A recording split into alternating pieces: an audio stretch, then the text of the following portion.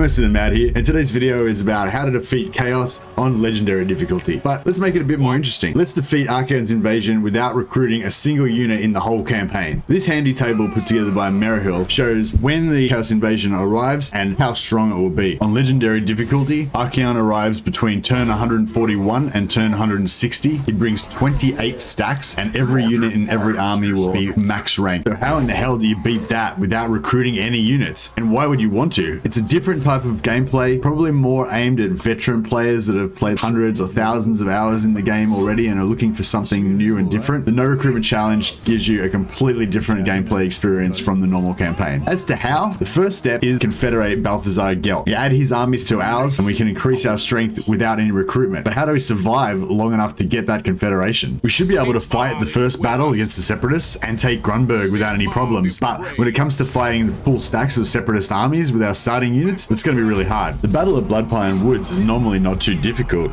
if you wait until you've recruited a few units. But of course, we're not going to get any more units. Doing it with the starting units makes it a lot more challenging and a lot more exciting. But if we win, we get a Battle Wizard, which is going to dramatically increase the power level of our small force. It's critically important that none of your units get wiped out. If you lose a unit, that's it. They're gone. That unit of unshielded spearmen that you disband in every single game suddenly become a critical and irreplaceable part of your battle plan. In order to give myself a slight edge, I equipped Volkmar with Karl Franz's Runefang Dragon Tooth, and I delayed a few turns until I could build the Tap Room, which triggers the Gotrek and Felix dilemma, allowing us to bring an extra hero unit to the fight. Gaining heroes via dilemmas, quests, rites, or Confederation is fine as long as you don't use any of the recruit buttons at the bottom of the army interface or the recruit lord or recruit hero button on the settlement interface. Although badly outnumbered, we managed to quickly overwhelm their artillery and ranged units and then take apart the rest of their army. Those irreplaceable spearmen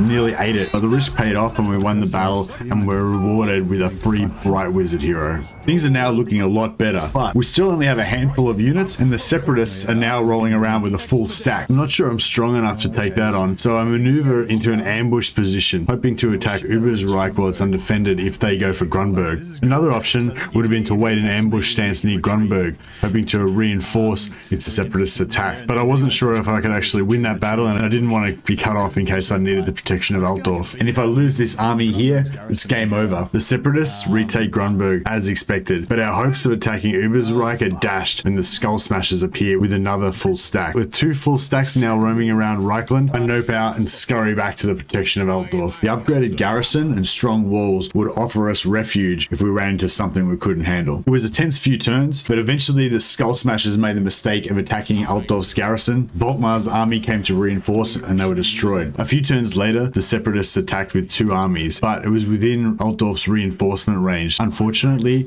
the direction of the reinforcements left my forces split. The cavalry did a good job of delaying and distracting the enemies, while the Bright Wizards, fire spells, the artillery, and the garrison archers did the damage. The knights did take a bit of a beating, and I nearly lost my Knights of the Blazing Sun at one point. I myself actually trying really hard not to lose any of the garrison units either. The garrison was just so valuable in this no recruitment challenge that keeping them alive and getting experience on the garrison seemed valuable. I fought more defensive sieges, more battles with allies, and more battles supporting the AI as allies in this campaign than I ever have before, which I thought was really fun. I managed to defeat the Separatists here and destroy both of their armies. I removed the threat for the moment, but no matter how well I fought with Volkmar's armies, all of the other factions on the map are inevitably getting stronger and stronger. So unless I could get a Confederation soon, I'd eventually be defeated. Why do I look like this? I was playing a Volkmar campaign, got my own hair clippers, I got excited. The money we saved on recruitment buildings and not recruiting any units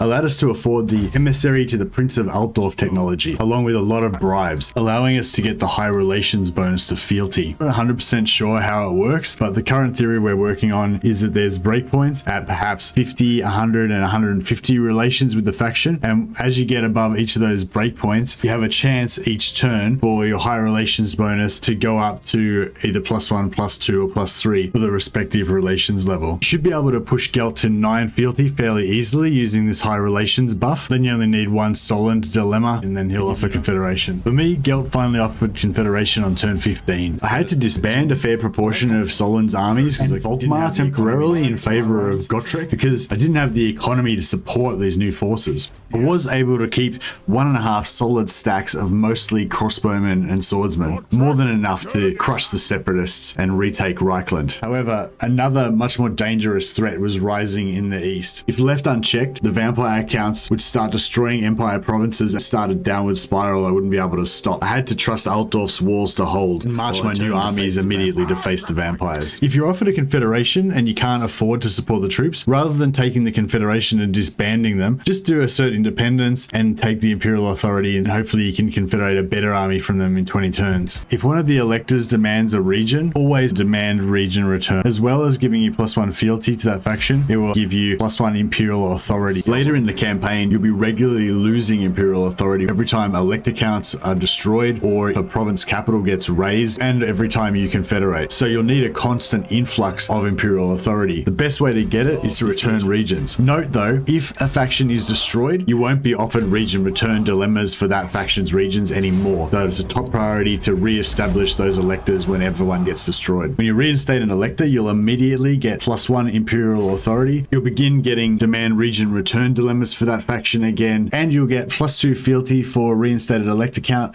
and +1 for return settlements. I think that covers everything you need to know to start your own Empire No Recruitment Challenge campaign. If you want to see how the Vampire Wars went, the fate of Altdor, how I overcame Rot's Skaven Plague, and the eventual wars with Chaos, then the full VOD is available on my channel. I'll summarize by saying I built up the garrisons wherever I could. Any extra money I had, I put into bribes to try to convince more electors to confederate and join the cause. There was a lot of desperate battles, a lot of siege defenses. I have more battles with allies in this campaign than I've ever had. There was numerous stack wipes where I lost everything. At one point, Volkmar and all of the lords were wounded, all of their armies destroyed, and it was just a small network of agents roaming the map until we could get the next confederation to raise another army. Turn 140 was rapidly approaching. After that, Archaon could arrive at any time. I'd recently lost all my forces and was trying to rebuild desperately in those last few turns. We managed to get 2 armies. The first army we gained in a confederation with Hochland. Unfortunately, Hochland had been recently destroyed and only just re-established.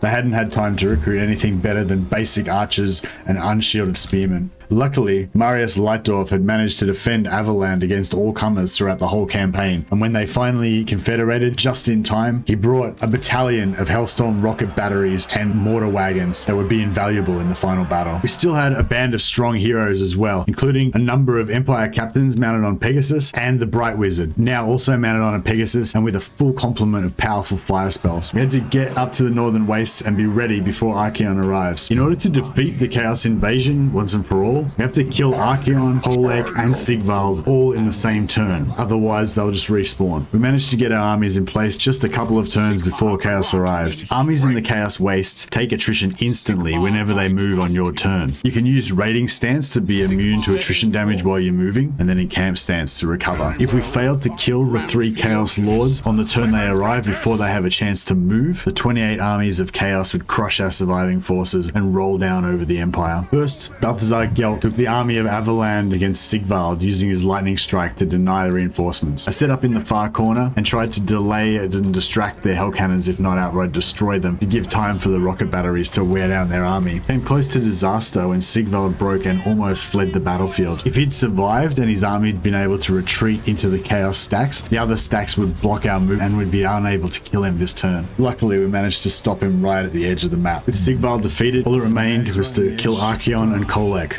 I turned off control large armies so that only one of the Chaos armies would be able to enter the field at once. Of course, I would only have one army as well. I chose to field the slower army with Hellstorm rocket batteries set up at the far edge of the map to get maximum damage before they closed in. Unfortunately, I didn't bring enough tanks and my Hellstorms got overrun before they could use all their ammunition. But Volkmar and his loyal captains were able to execute the Archfiend Archaon. Balthazar Gelt and the Bright Wizard were destroying as many Chaos warriors as possible with their powerful AoE magic. I tried casting multiple fireballs on Kolek, but it had no effect, and none of my Empire captains could stand up to him in combat. In the end, it came down to a thin line of Hochland spears, too poor to afford shields, but rich in bravery, apparently. They got shredded, but they managed to hold off Kolek and his Shagos for long enough for the basic archers and 1 unit of handguns to shoot Kolek down before our army got destroyed. Ended up actually losing the battle, but I did manage to kill both Archaon and Kolek during the battle, which ended the Chaos invasion for ultimate victory. If you'd like to play the No Recruitment Challenge for yourself, I highly recommend it. It forces you to play the game differently, to make heavy use of garrisons and allies, Tony's diplomacy technology, Hellebrand's Blood Voyage allies. There's definitely a lot of ideas that you can explore, but this challenge isn't really meant to be about difficulty. The difficulty is going to vary wildly depending on which faction and which mechanics that you focus on. If you play Empire No Recruitment Challenge like I did, it's probably one of the easiest, but also one of the most immersive and the most fun. Really, that's what the challenge is all about. Just sort of throwing out this challenge to everyone to try out this rule set and see how much fun you can have with it. If you do take up the No Recruitment Challenge, post a comment down below telling me which faction and what mechanics you used, and most importantly, was it fun? Did you enjoy the No Recruitment rule set? That's what I really want to hear from you guys about. All right, thanks guys.